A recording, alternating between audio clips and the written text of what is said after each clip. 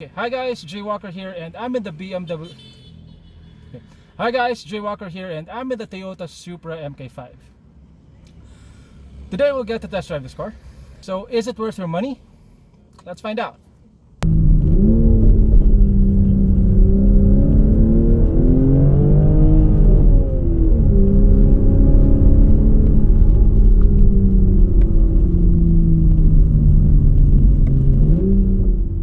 The Supra is one of the most iconic nameplates among car enthusiasts. It's arguably Toyota's most famous sports car. The Supra name has been around since the 1970s, but it's the Mark IV Supra, which came out in the 90s, that made the nameplate really popular among car enthusiasts. And that's mostly because of this movie, which you've probably heard about. The Mark IV Supra is quickly becoming a collector's item, with some units selling for over $170,000. For a car that was only worth $34,000 brand new, that's a pretty good investment. Now, no one knows if the Mark V Supra will also be a collector's item in the future, but there's a bit more controversy surrounding the Mark V Supra, and that's mostly because it's not entirely JDM this time. The Mark V Supra is a collaborative effort between Toyota and a German brand that's known for producing high-performance cars. First, let's talk about the exterior. The car looks better in person than it does in photos. When I first saw photos of the Supra, I thought it looked bloated compared to the FT1 concept that it was based on. But in person, I think it looks very good. I think it's one of the most exotic looking sports cars that you can buy for 5 million pesos. It's not a very large car. It's just a bit longer and a bit wider than the GT86. Surprisingly, its wheelbase is a bit shorter than the GT86. Unlike a lot of sports cars which look very angular, the Supra is quite rounded looking. It has these curvaceous hips. It has bubbles on the roof for maximizing headroom. Generally, it has more curves than straight lines. Also, it's not quite as angry looking as a lot of other sports cars in the market. The headlights are not as squinty. It has a sort of insect-like look to it, which has grown on me quite a bit. You can't talk about the Supra styling without addressing the elephant in the room. The car has an overabundance of fake air vents. Now, the explanation for this is that Toyota is expecting owners to modify their cars. The Supra is known as a tuner car after all. So if you want to add an aftermarket oil cooler, an aftermarket intercooler, or a bigger turbo, you won't have to cut holes into your body panels. You just have to remove the plastic covers. While that may be true for some of the vents, other vents like this one on the door don't really lead anywhere. So I think it's safe to say that at least some of the vents are just there for show. But the car looks very good. And that's true even with the fake air vents.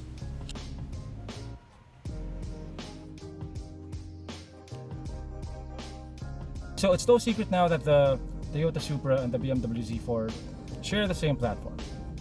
And if you're a BMW guy, a lot of this will look familiar to you. The shifter is BMW. This is BMW's iDrive. The same buttons, the same knob, and the same interface. And even the key fob is BMW.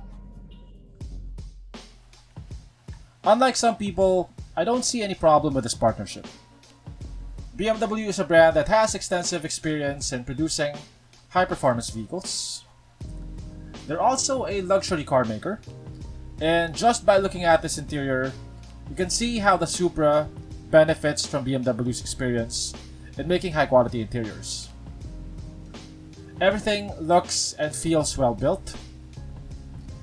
You have premium materials all around. Almost everything is covered in soft touch materials. The seats are sporty, but also quite comfortable.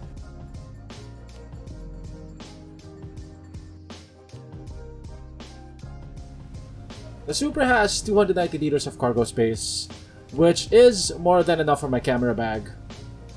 It's probably enough for your groceries, and it's a hatch, so it's easier to load larger items into the trunk. Toyota didn't try to hide the BMW badges here. You'll see them everywhere. Underneath this Toyota plastic cover is BMW's B58 engine. It's a straight 6 turbocharged engine.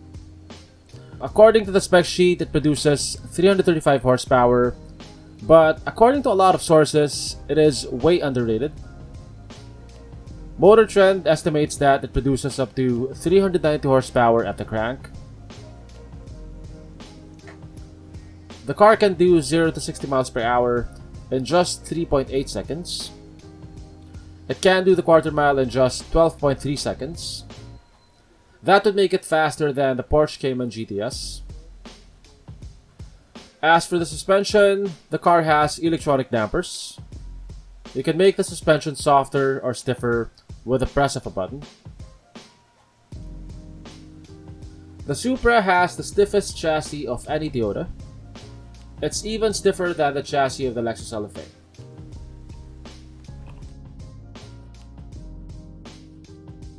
The first thing that you should watch out for when getting inside the Supra is your head. The roof line is pretty low, and I banged my head on the roof the first time I tried to get in.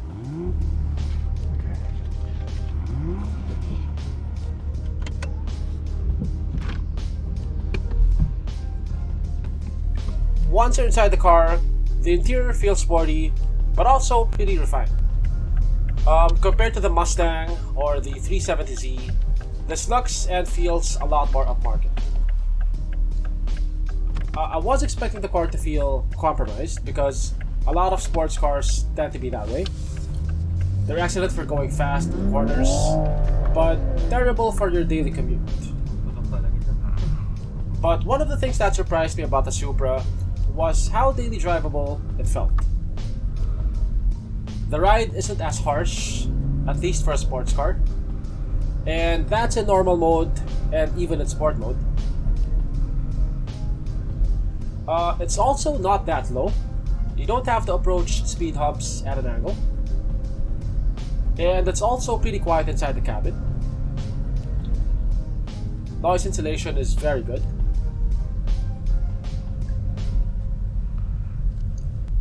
Visibility isn't as good as on a normal car, but compared to other sports cars, it is not bad. Now that doesn't mean that it doesn't feel like a sports car. It does have a Jekyll and Hyde personality. If you want it to be quiet and tame, it can be that. But once you put it in sport mode and you open up the exhaust valves, it transforms into something else.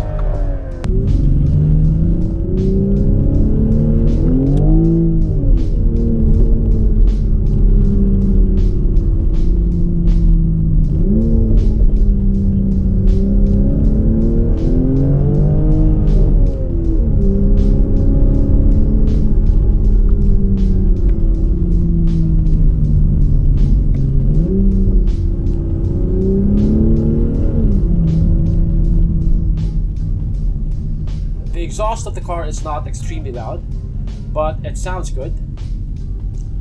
You hear pops and crackles when you let off the gas.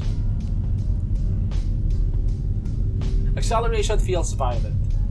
Like I said before, it feels like it has more than 335 horsepower. Even when going on a straight line, the rear wheels can go sideways a bit. As for the shifting, it feels fast enough for a slush box. I tried to time it, and there's 0.7 seconds between the time you click on the paddle shifter and when it actually changes gears. Now that's fast enough for me, and I think it's fast enough for most people, but I still wish that there was a manual option. I love the steering of the car. It feels weighty, it feels direct, and it gives you a lot of feedback. The steering wheel itself feels good in the hands. It feels thick. If you have a heavy foot, driving the Supra feels like being in a roller coaster ride. You're smiling, but you're also fearing for your life at the same time. Okay, so 5 things that I like about the Toyota Supra. Number 1, the looks. Like I said, I think it's one of the most exotic looking sports cars that you can buy at the price. Number 2, the performance. The car may only have 335 horsepower, but it can out-accelerate a Mustang GT V8.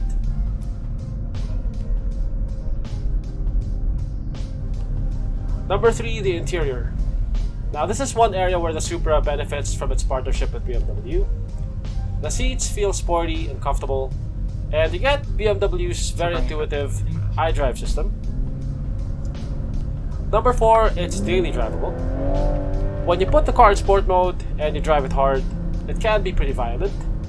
But if you want to just buy groceries, the car can also do that. The suspension isn't harsh, visibility is quite decent, the storage space is pretty good, and it's also not that low.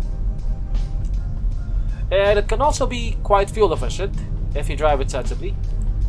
It can do 11 kpl in light traffic and about 17 kpl on the highway. When I was driving the car, I kept on downshifting just to hear the crackles. It is absolutely addictive.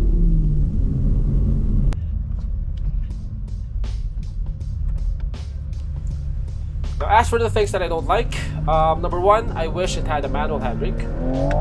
Now, I don't mind electronic parking brakes on normal cars, but for a sports car, I want to be able to do handbrake turns, and a handbrake would also be helpful if you want to go drifting. Number 2, the horn. For a car that looks like this, the horn sounds almost comical. Number 3, I wish it had more Supra badging on the interior, especially on the steering wheel.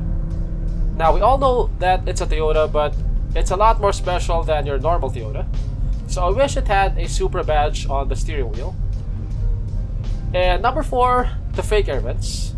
I just wish that it had fewer of those.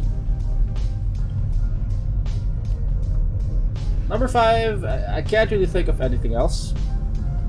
Overall, I was very impressed with the car.